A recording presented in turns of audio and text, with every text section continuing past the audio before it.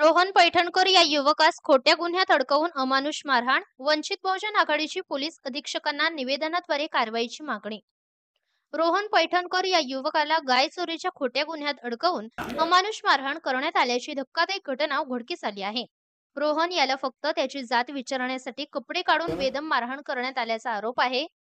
या अमानवी कृत्याचा निषेधार्थ वंचित बहुजन आघाडीच्या वतीने 8 दिवसांपूर्वी उपविभागीय अधिकारी खामगाव यांना निवेदन देण्यात आले होते।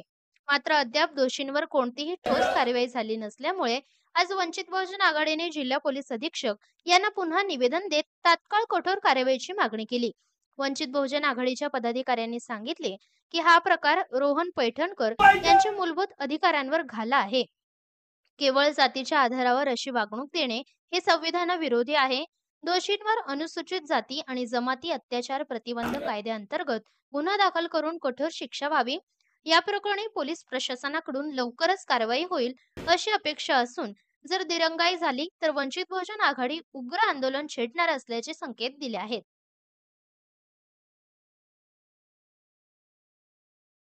आज वंचित बहुजन आघाडीच्या वतीने जिल्हाधिकाऱ्यांची भेट घेण्यात आली, निवेदन देण्यात आलं। काय नेमक्या मागण्या?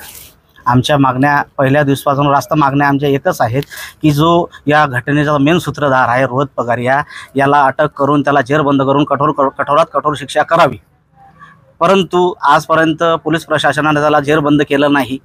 आम्ही खामगाव बंद केलं, खामगाव बंदमध्ये सर्व समाज बांधवाचा आम्हाला सहभाग लाभला, तरी पण पोलीस प्रशासनाने त्याला आज तक त्याला जेरबंद केलं नाही। म्हणून आम्हाला आज कलेक्टर साहेबाला निवेदन आम्ही आज वंचित बहुजन आघाडीच्या तर्फे कलेक्टर साहेबाला निवेदन देण्यासाठी आलो होतो आज। आणि येणाऱ्या काळामध्ये जर त्या रोहित पगार याला जर अटक केलं नाही तर आम्ही संपूर्ण वंचित बहुजन आघाडीच्या तर्फे बुलढाणा जिल्ह्यामध्ये कलेक्टर साहेबाच्या ऑफिससमोर धरणे आंदोलन देणार आहोत।